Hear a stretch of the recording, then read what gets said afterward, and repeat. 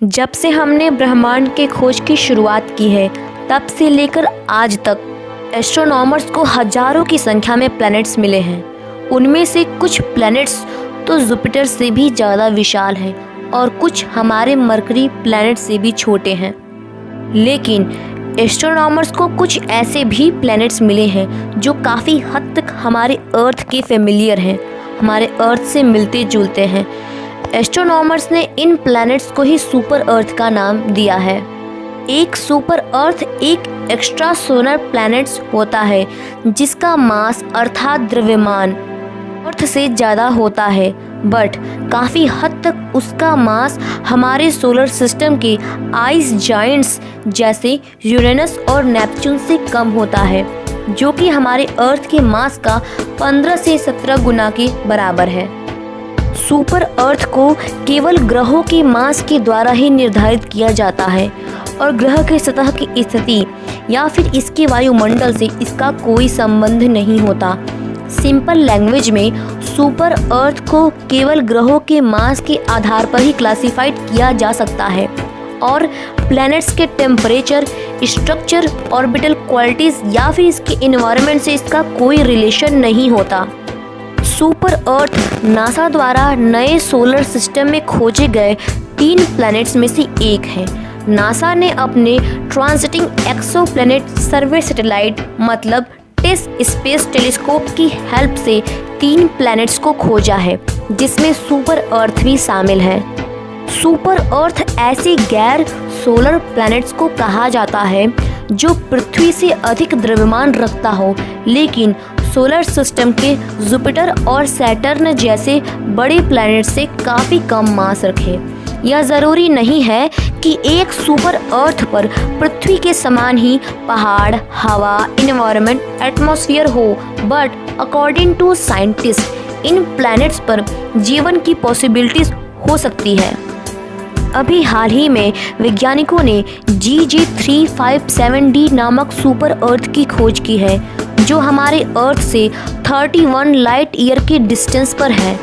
According to scientist इस planets पर जीवन की सभी पॉसिबिलिटीज मौजूद हैं। सोलर सिस्टम से बाहर के कुछ प्लैनेट्स को सुपर अर्थ का नाम दिया गया है जिनका वजन हमारी पृथ्वी के वजन से ज़्यादा है लेकिन इनका द्रव्यमान हमारे सोलर सिस्टम में प्रेजेंट यूरेनस और नेपच्यून से कम ही है।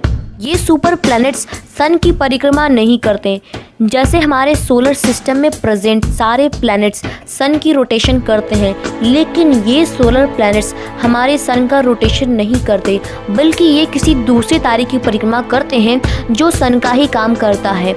इसीलिए इन्हें एक्सोप्लैनेट भी कहते हैं। इनको सुपर अर्थ का नाम केवल इनके द्रव्यमान को ध्यान में रखकर दिया गया है। चूँकि इनका द्रव्यमान अर्थ से ज़्यादा होता है, बस इसीलिए इनको सुपर अर्थ कहा जाता है। पहला सुपर अर्थ 1992 में खोजा गया था। यह सुपर अर्थ पल्सर नामक तारे के आसपास मिला था। तब से लेकर अब तक कई सुपर अर्थ की खोज की जा चुकी है और इसकी खोज आज भी जारी है। हाल ही में वैज्ञानिकों ने एक ऐसे ही नए सुपर अर्थ को खोजा है जहां जीवन की संभावना हो सकती है। ये प्लैनेट्स भी हमारे सोलर सिस्टम के बाहर मिला है। यह प्लैनेट्स हमारे धरती से करीब 31 लाइट ईयर के डिस्टेंस पर है। इस सुपर अर्थ प्लैनेट को GJ357d नाम दिया गया है।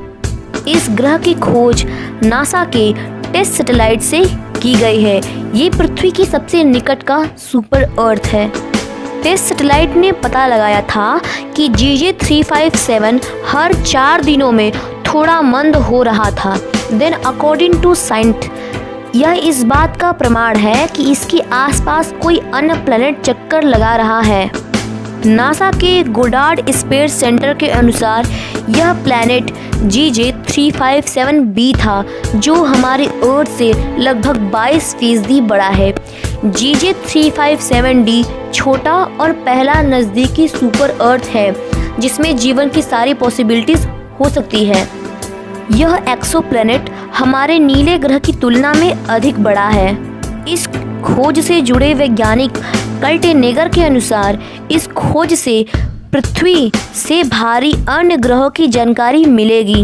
अगर इस सुपर अर्थ पर जीवन का और भी कोई सॉलिड संकेत मिलता है तो फिर इस जहां पर हर किसी की आने की चाहत होगी। जिस तरीके से पृथ्वी का बोझ दिन प्रतिदिन बढ़ रहा है उसे देखते हुए ये खोज काफ़ी महत्वपूर्ण है। आज के एपिसोड में बस इतना ही and continue to see my channel.